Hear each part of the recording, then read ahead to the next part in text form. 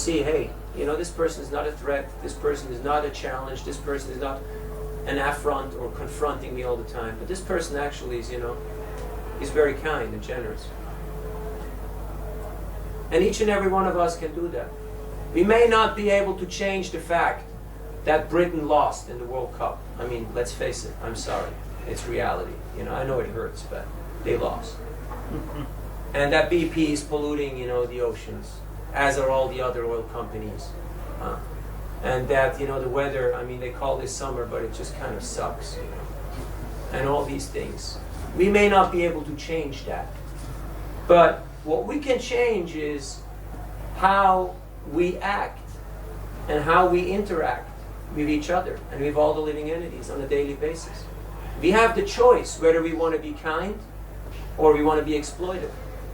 Whether we want to be rude or whether we want to be, acting in a spiritual way. So we have to see where we can make a difference. So there you can make a big difference. So you try that. Prasadam always helps. Especially with people who already know too much, Just bring it down a notch to you find a common ground. You find something, something basic, which everybody can agree on. And that works usually. Any other questions?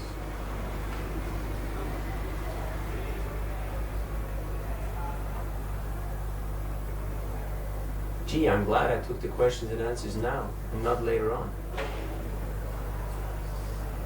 Come on, you got 11 minutes. You got to earn your prasadam. Yes? The basic needs of a human being. I already spoke about that.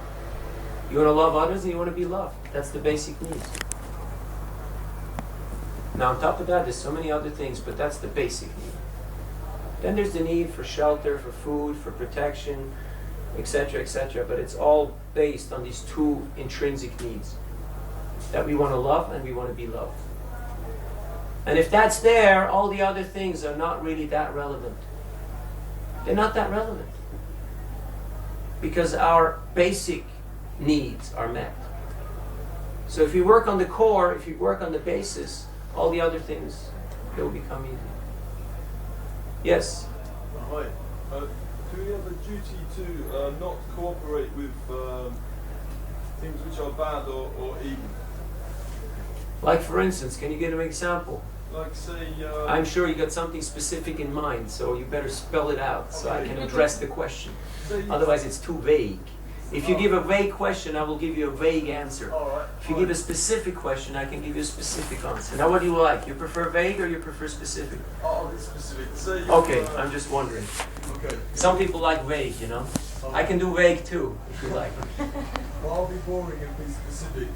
Well, imagine you're working for a company and you're paying taxes, and then you find out that your taxes are being used to do horrible things.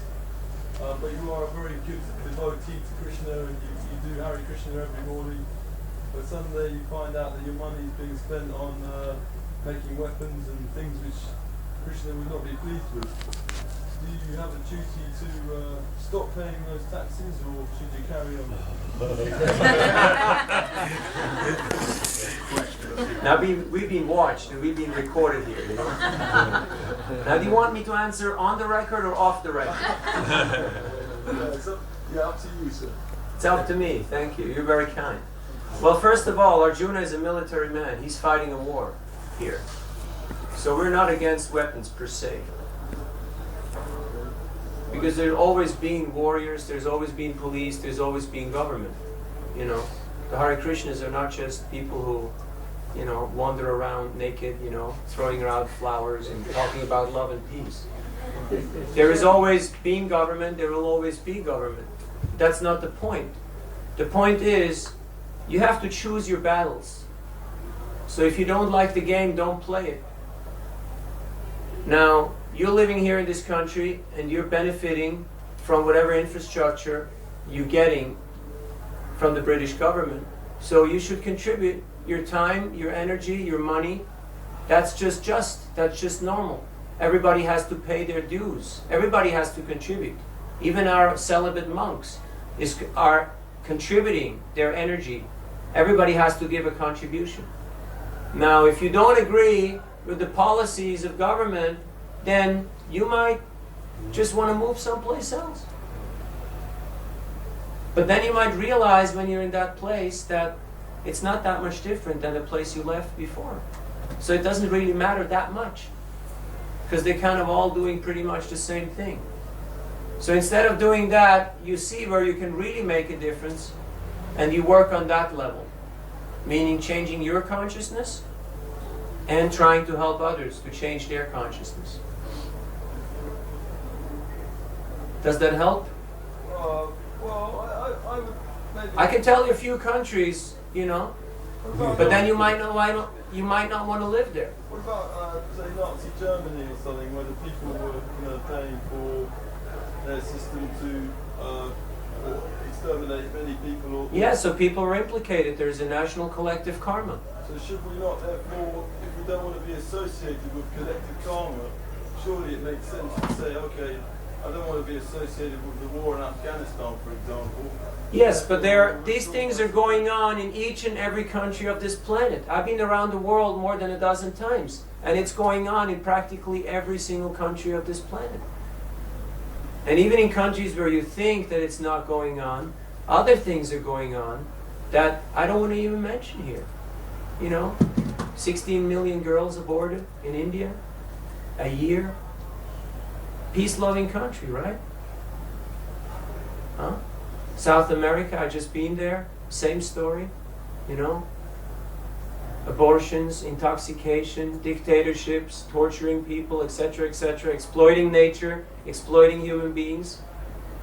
So basically, you should realize, if you don't like this world, how to get out here, and not come back.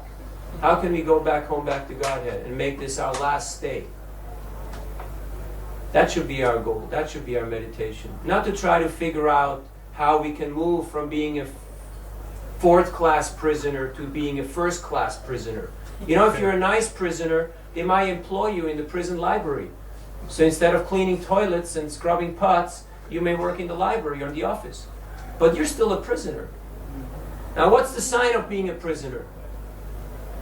What's the sign of being a prisoner? You can't leave. I'm sorry, we can't do that. No, you got to stay in, and you got to follow the rules. Now, as long as we still think we're this body, and we're meant to enjoy and to manipulate and to control and to exploit other bodies, that long we have to stay in this prison. And as soon as we realize that we are not this body, that we are actually servants of God, and we start serving other living entities and seeing them in connection to God, then things take on a different dimension. And then you can start being liberated even while living in this body. Even while living in the great kingdom of Britain.